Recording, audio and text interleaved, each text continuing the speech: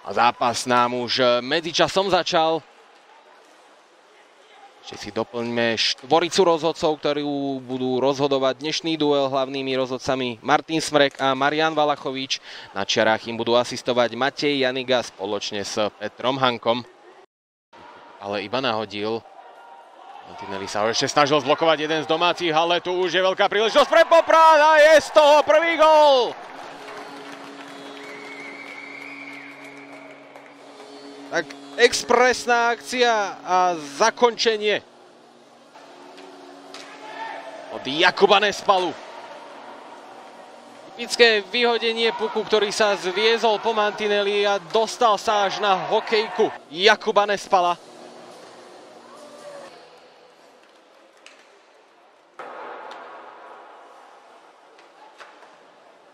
Ďalšie nahodenie, ktoré nedokázal skontrolovať Kučiar, ale nahodenie Myšiaka končí vyrovnávajúcim gólom modrých krídiel.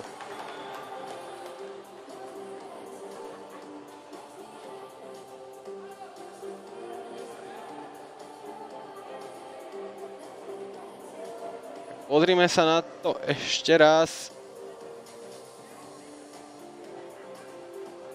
Bol tam teč od žiadneho z hráčov modrých krídiel.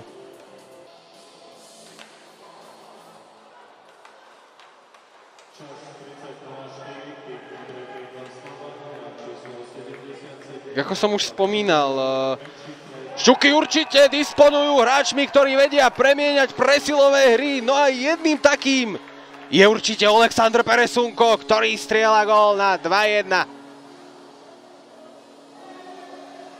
13. gól pre tohto ukrajinského legionára v službách Aqua City Pikes. A je z toho ďalší gól v presilovej hre pre Aqua City Pikes.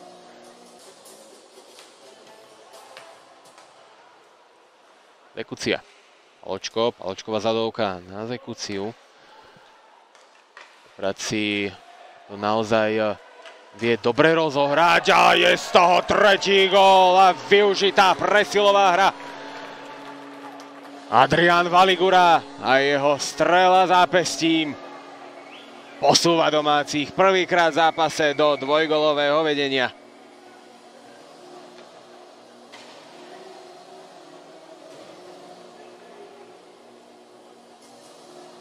Naozaj exkluzívne to trafil Adrian Valigura. Už pred zápasom som avizoval, že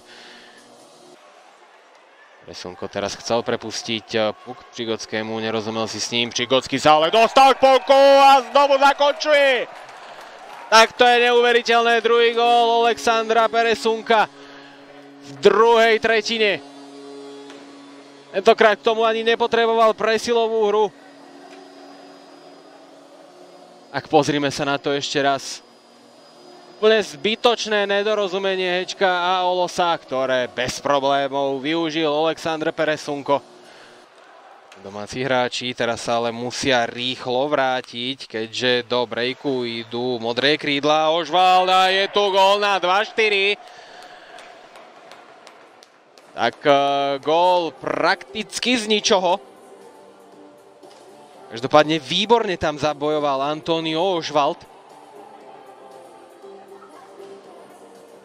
A tento gól vybojoval v spolupráci s Dušanom Kľučiarom, ktorý celú akciu aj zakončoval.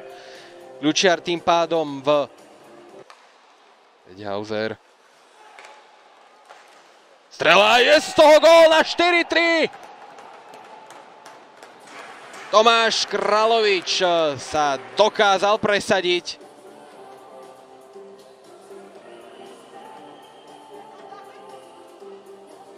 Aké to je jednoduché.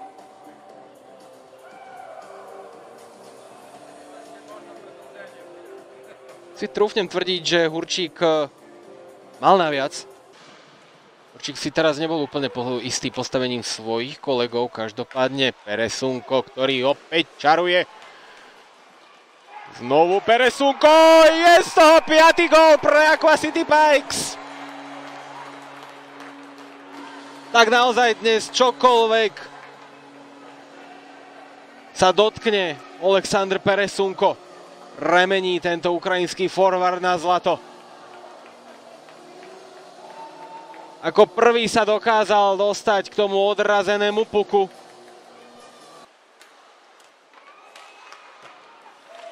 Naša strela, ďalší dobrý zákrok Hurčíka. Teraz už snáď možno definitíva, ktorá je oficiálna. Druhý gól v zápase strieľa taktiež Adrián Valigura.